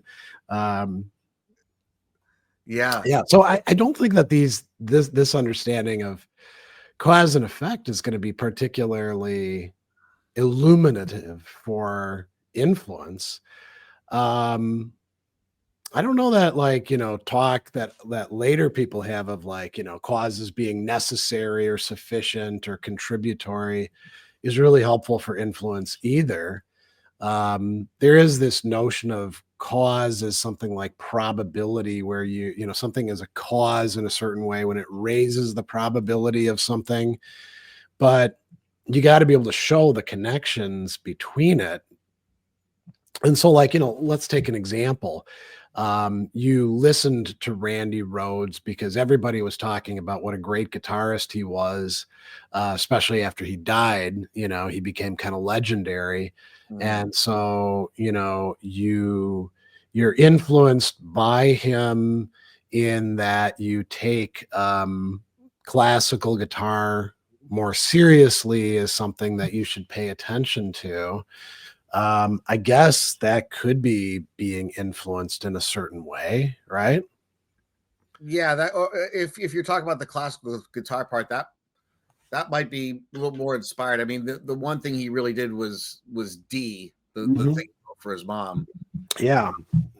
But although Dire of a Madman was pretty much modeled after a Brower etude, um, so but yeah, I think it was his rock playing and how he his time and how he played in high school is what I was really it really appealed to me. So I think more so the rock playing part of him Yeah, yeah. appealed to me then. I've been listening to a lot of Triumph lately for our next session, which is going to be focused on a particular genre that we're trying to kind of identify. I forget the word we had for it, not inspirational, but Uplifting. uplifting metal. Yeah. And Triumph is like a paradigm for that. Yeah. And I've been listening my way through the whole catalog, and I was struck by the fact that Rick Emmett cannot resist after like the first album, on every single album, there's got to be some classical guitar piece. And he often sneaks it into like the intro to Right. songs that then get heavy after a while, right? So if you wanted to go to somebody who really could influence you about, well, yeah, classical guitar can fit into metal, seems like Triumph would be the guy to try. Rick Emmett Rick and Emmett, yeah. Triumph would be the guy who you'd want to focus on. Yeah, he always had his those pieces in on the albums. Yeah. Yeah. Well, let's talk about, and so again, we're not promising to like get to the very bottom of influence, and we're probably going to have to revisit this later on down the line. I thought, maybe we could come up with ways in which we think about musicians exerting influence on each other. And then later on, we can kind of sift through these and see if there's some common things. So, imitating somebody, that's definitely something we've talked about so far. You learn somebody's songs, they inevitably are going to affect how you play if you think that they're on the right track, right? There could be negative influence. I forgot who was talking about where you're like, yeah, I'm not imitating that Joker because his stuff sucks. Right. Um, Adopting the playing style or approach of somebody else where it's not just like, you know, slavish imitation, but you're like, I kind of want to sound like Warren DeMartini because I like the way he approaches things, you know. Mhm. Um, Lyrical themes, I think bands influence each other all the time in, you know, saying, okay, so this band has got these themes about, you know, being a tough guy. I'm going to write the Sentinel only better. He's not going to have throwing knives. He's going to have like, you know, 2 Colt 45s and blaze away and stuff like that. Right. That's influence. Um, Yeah. it could also be selectively taking some elements from their work and incorporating them. Like you're like, well, I like this thing from Motorhead, and I like this thing from Iron Maiden. I like this thing from Black Sabbath. We're gonna mix them together. You know, Hmm.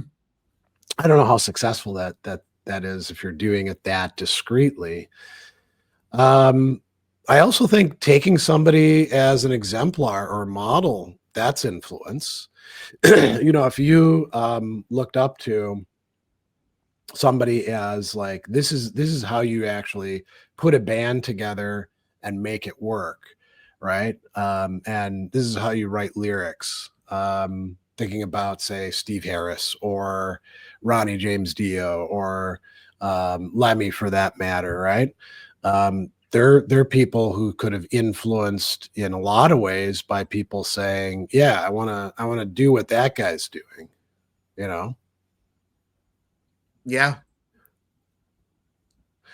Then Mhm. another thing I thought would be sometimes bands or musicians, they reveal what's possible. They kind of remove limits. So, you know, think about how Venom, I mean, black metal in what it's become does not really resemble Venom's version of black metal. But Venom, you know, recording in whatever studio space they did for that first really poorly produced album, you know, a lot of people were like, well, I mean, if they can do it, shit, I can do it too. You know? And it's okay to sound like this sort of stuff, you know.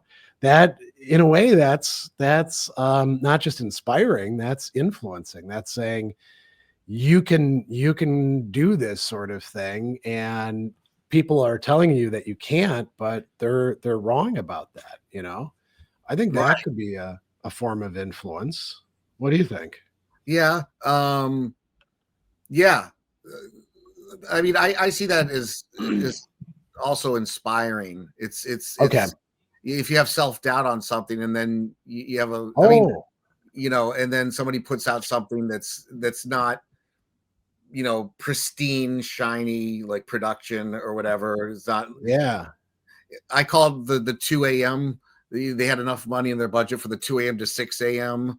Studio time, and then you had to do it in like the album in a few hours. Uh, Yeah. but you know, yeah, kind of hearing that would be inspiring. Like, hey, wait a minute, maybe I can do it after all.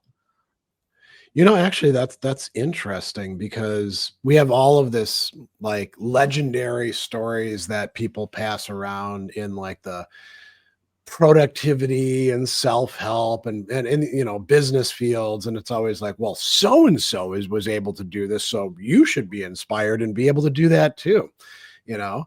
um Right, you know, usually what's left out is that their parents left them a trust fund, or they, you know, had graduated from some prestigious school and had like a whole network to draw on, or you know, they were in great physical shape and didn't have to work like a regular 9 to 5 job or something like that, right?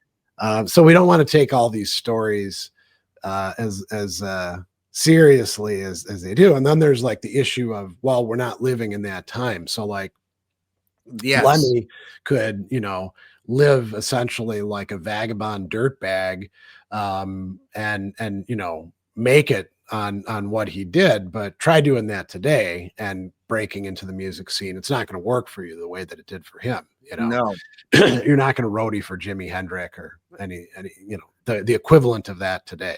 Um, and that's something people leave out all the time. Is the well? Wait a minute, those were different times. yeah, You know, that's not going to happen now. That's was more likely to happen back then because of X, Y, and Z. There's no scouts, no talent scouts coming to the clubs that maybe you're lucky enough to get booked in on, that Well, are gonna be that like, was "We're gonna big. offer you a record deal." That was the thing back then. Yeah, we have label interests. All the local bands used to say. Yeah. Andrew says, "What about aesthetic properties like standards of perception and evaluation?" So influence would operate by instantiating particular response-dependent properties as more noticeable or how they're valued, like Metallica's Kill 'Em All put speed and aggression into view, which became a valuable property. Um, yeah, I mean, I would say Metallica's Kill 'Em All was it wasn't like it was something new, having it faster and heavier and stuff like that. There were other bands doing that as well, like Exodus and Anthrax, but it certainly was iconic for that, right? Um, but yeah, so standards of perception and evaluation. Do we get influenced by learning from other people how we ought to hear and value stuff in a very like low level way, just taking even musicians out of it, just us sitting in the basement listening to somebody's stereo and then putting a new album on. Yeah. The fact that they were like, wow, man, you got to hear this. This is really heavy, and it's Yeah. heavy in a way that's different than, this other stuff that you've heard. Um, yeah, I think, it's funny too, because sometimes we can get led on the wrong track if we're very impressionable. Mm. I remember this guy who really never amounted to anything, and he was in the kind of group that I hung out with, the burnouts in high school. He was 1 year ahead of me, the way a lot of the burnouts were, and I remember, coming back from spring break in 1985, and I had bought Judas Priest Sin After Sin, um, in a bargain rack at Walmart, right? And I thought this is really great stuff. And so I'm playing it on my boombox, and he's like, "Oh man, you got the one Judas Priest album that sucked." And I was like, "Well, this guy obviously doesn't know what the hell he's talking about." But if I was more impressionable, I Right. might have been like, "Yeah, maybe it does suck." And then you start hearing things, right?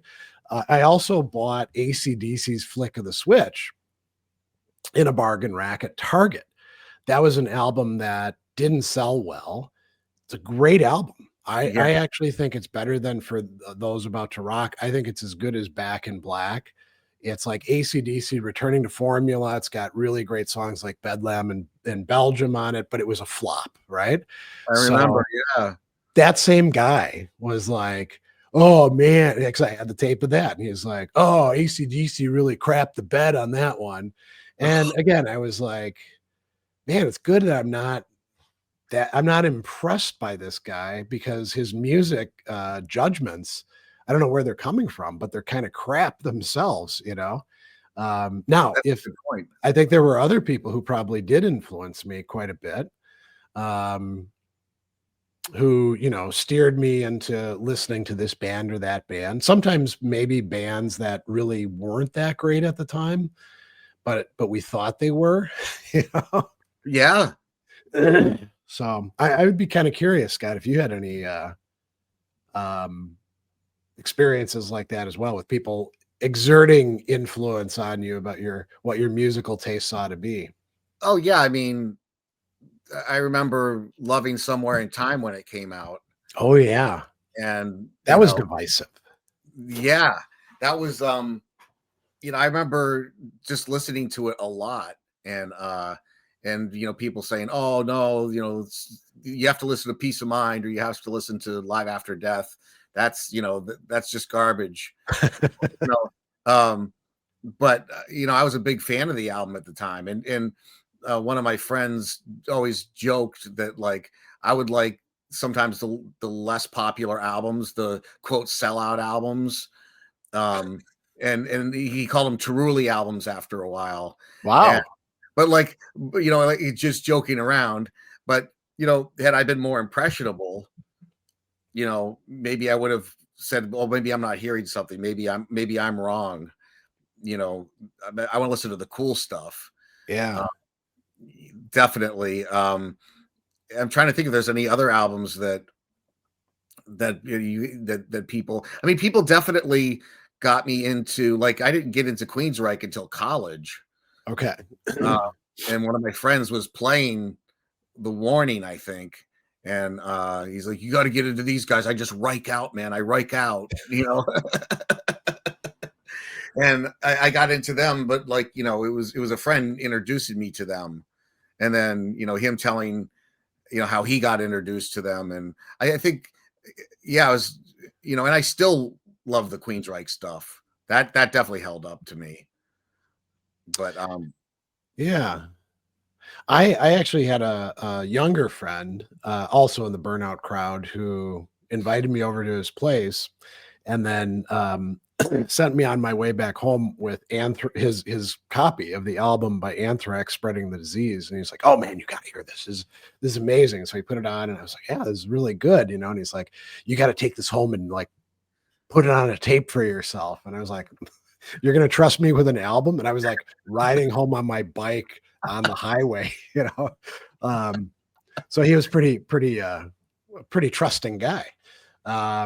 And then I remember being disappointed with like almost everything that came out later, that it wasn't like that, because that was such a great album. yeah. I think the next one that I really liked was Persistence of Time, uh, Mm. with, by the way, the guy from Armored Saint singing. Oh, right. So yeah.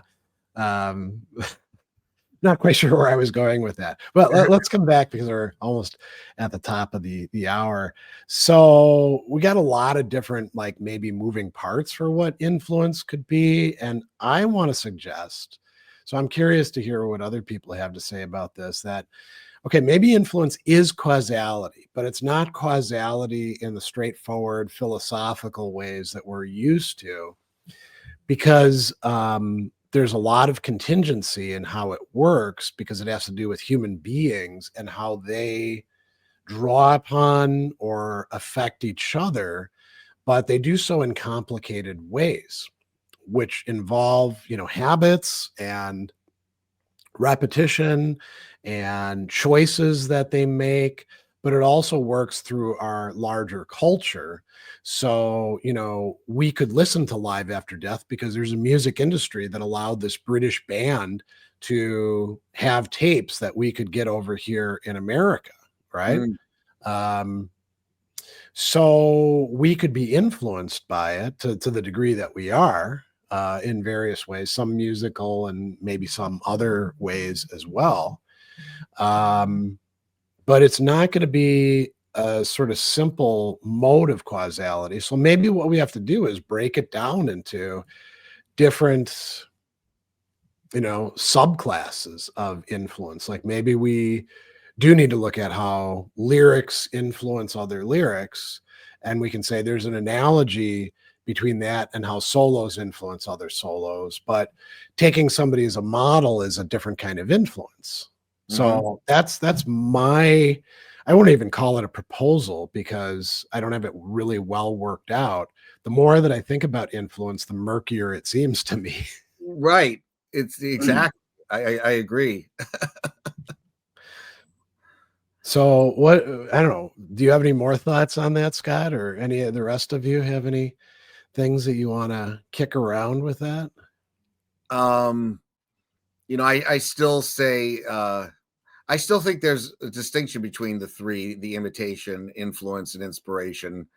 But there's a Venn diagram thing going on with them as well. Okay. Um, I think, Where they um, overlap. where they overlap. They can't over.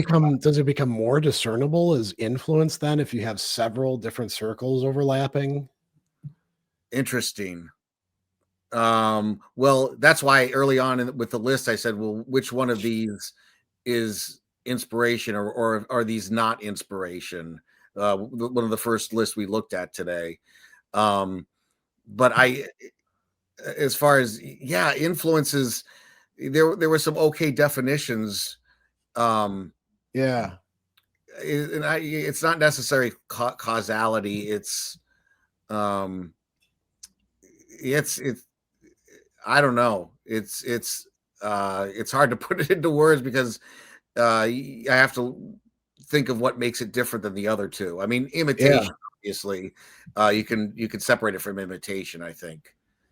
Um, Ken says, actually has two good points here. Influence could be a sliding scale, like we talk, and that makes complete sense, yeah, right? yeah. A musician or band is more or less influential on another musician or band, right?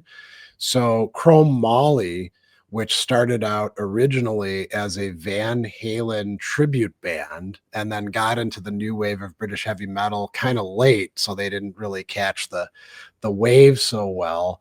You can hear the influence of Van Halen there, and that's Mhm. going to be stronger. I mean, Van Halen probably influenced some other new wave of British heavy metal bands, but certainly not to the extent that if you're a tribute band, you're like paying attention to their music, right? The new And then Ken says it probably involves conscious and unconscious elements. I think That's that's true. true. Yeah, that's true. Yeah. That's definitely true. The unconscious, for sure. Um, people will joke, I'll write a song and then realize the next day it's already a song. That's the unconsciously, writing something that you've heard. But even if it's not a direct copy, if it's not a direct copy, um, elements might be in there, uh, Yeah. and there's a lot of them. I'm reminded actually, if a lot of people are like philosophy, that is, going to be all conscious, it's all thinking. There's a guy, Antonin Sertianj, who has this wonderful little book called The Intellectual Life. And he suggests that for an intellectual, when you've got a problem that you can't quite figure out, you should just sleep on it. Why should you sleep on it? Let your unconscious mind, like, you've already filled it up with plenty of information. Now let it go to work. And maybe by the time the morning comes, you'll look at it a little bit differently and you'll have an insight that takes you through it. Right. Mm. So, I mean, if it works that way for something that's eminently, self-conscious, it's going to work that way for just about everything. There's going to be unconscious elements to it. Yeah. Now, here's a good thing for us to go out on, Scott. Here's a question from Andrew. What about self-inspiration? As a musician, when you listen back to your older material, do you hear it differently now because your taste has changed, even though the music has not, and been inspired by hearing it in a different time? That's an interesting question. Um, God, listening to older tapes, sometimes, sometimes I think, wow, I did such and such better back when I was younger than I do now. um, um, my tastes have grown. I don't know if they've changed. There's a lot of stuff like that I've added on, but I don't changed. I don't think changed because I haven't discarded stuff. So as they've evolved, I guess. Um, that's a really good question. Um, I well sometimes I'll hear like how I have grown on some things, and Yeah. that will inspire me to continue on. Actually, hearing because I think I always tell my students getting better is kind of like when you're little and then your aunt sees you 6 months later and said, "But wow, you've grown," and you're like, "No, I haven't. You didn't notice you grew." It could be the same in developing as a musician, where you're not quite sure that you've done it. It's not always apparent sometimes until you do something as specific as like listening to an old recording, going, "Wow, I would handle this situation a lot different now," and that's good. Um, Maybe my work has been paying off. I want to keep doing that. So, yeah, Yeah. I think that's a really good point that I didn't think about. Self inspiration. Yeah, I would say so. Um, keep growing is the That is definitely something that we can explore as a subtopic because there's a lot of musicians that we can look to who've done interviews where they retrospectively look back on their body of work and they're like, yeah, it was here's the way I thought about music then, and here's how I think about it now, and here's what's changed. Mm, Here's what I've retained, here's what I think was the right stuff. Yeah, that yeah. can be a good one. Well, so this is a good place, I think, to leave off with this preliminary exploration of the topic. So we're going to do more about inspiration down the line, but we've got to figure out how to divide up this topic into more manageable chunks than what we did here. Anything you want to say, Scott, before we go? No, it's I don't know if uh I'm more confused now. I think I think it's an excellent topic because you know, for any discipline, but in music, it makes me it definitely makes me kind of consider how things have affected me. You know, whether I call it Yeah. influence or not, you know, how something's affected me or how something shows in my playing that maybe I listened to a lot or I worked on a lot or so the how part is definitely a question I could carry around. Yeah. Well, thanks everybody for joining us. And like I said, we'll do more of these on this specific topic with a little bit more clarity and focus down the line.